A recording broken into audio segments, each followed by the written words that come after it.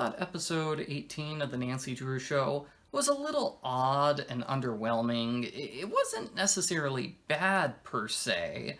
Like a lot of previous episodes, I thought it was okay if you're binge watching the series and you're just going from episode to episode to episode without stopping and thinking a lot. You're just watching the story evolve over time. It's totally fine for that. The problem is, well, you kind of have to stop and think about this episode because it's the season finale. This is where things end. This was clearly not supposed to be the season finale. What happened was the coronavirus quarantine. They were in the process of filming the next 4 episodes, but then the coronavirus hit and they had to stop filming. And so this is it. This is where Nancy Drew season 1 ends. It's the season 1 finale, and it's really awkward because it's clearly not supposed to be a stopping point. I don't think it's supposed to be a stopping point for any of the storylines, really, with maybe the exception of the Owen Marvin storyline.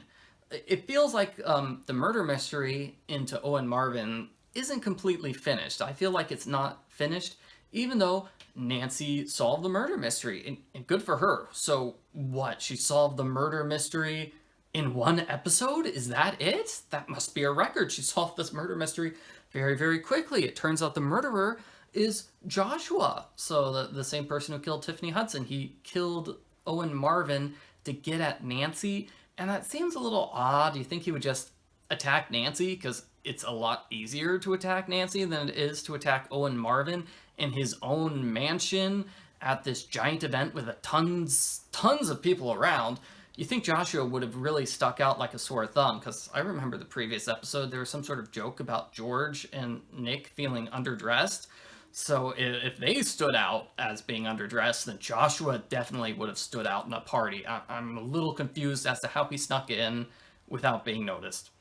But it was an okay idea to have him be the murderer, have him come back. Yeah, I like that, and I kind of like the confrontation on the roof, where Nancy explains, hey, I'm actually Lucy Sable's daughter, we're actually related, and she sort of talks him down from committing murder and saves his life after he falls off a building. So that was nice, I like that. But I liked the scene before it better, where Nancy was talking to her grandmother, so her new grandmother, Lucy Sable's mom. That was a surprisingly touching scene. I really liked it. That was probably the best scene of the entire episode. And like I said, the Joshua reveal was okay. I just feel like it could have been done better.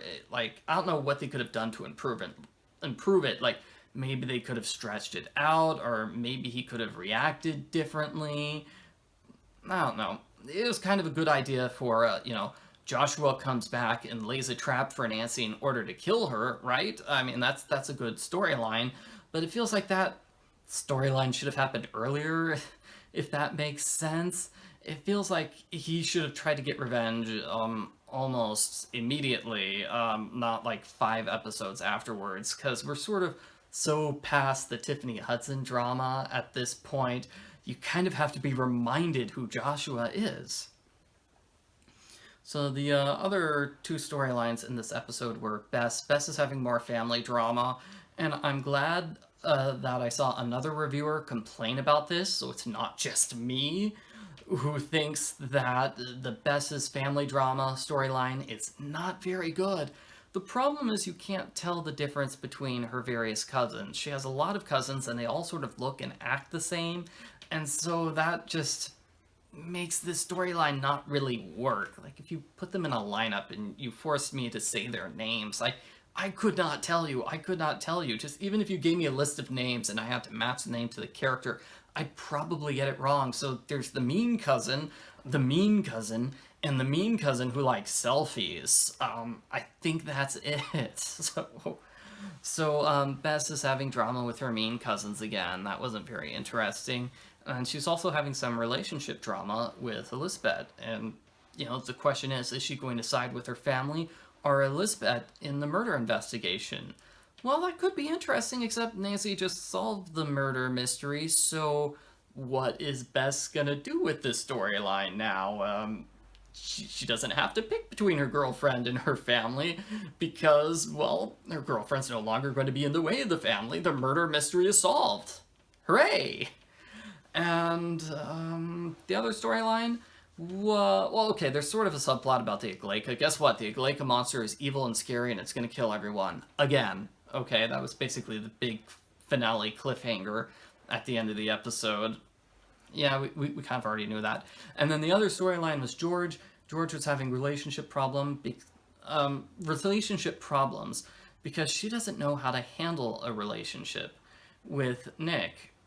She's never seen a real relationship in her life. Like, her mom has been a terrible example, and her relationship with Ryan Hudson was just a disaster. It was just terrible. He was just using her.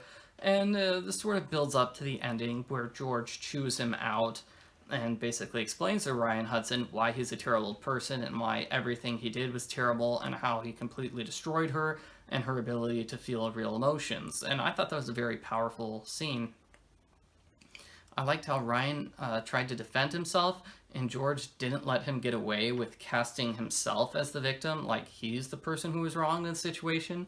And you can see his point. He's not as terrible as his family members, who are murderers, but that doesn't justify all the bad stuff he does. He can't point to his family and say, well, I'm not as bad as them, so it's okay that I, was using this teenager.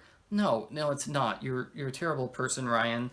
And, yeah, so that seems like a bit of an odd place to end the whole Ryan thing, where it's like he's trying to be a good father to Nancy, or at least be a father to Nancy, but he's just getting railroaded with his past and all the terrible things he's done. So I don't know where that's going to go. I don't know where any of this stuff is going to go.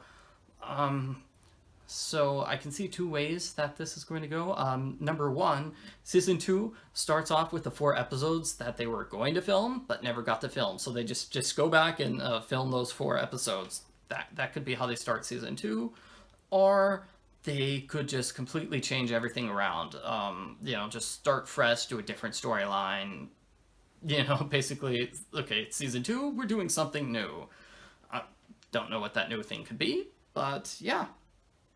So that's basically it. Yeah, not much to say. I thought it was a little underwhelming. If this hadn't been the season finale, I think it would probably be an unremarkable episode. People would remember this as the episode where Joshua finally got captured, and they'd think it's a little weird that Owen Marvin's murder mystery was solved so quickly when the other murder mysteries were dragged on for at least 15 episodes.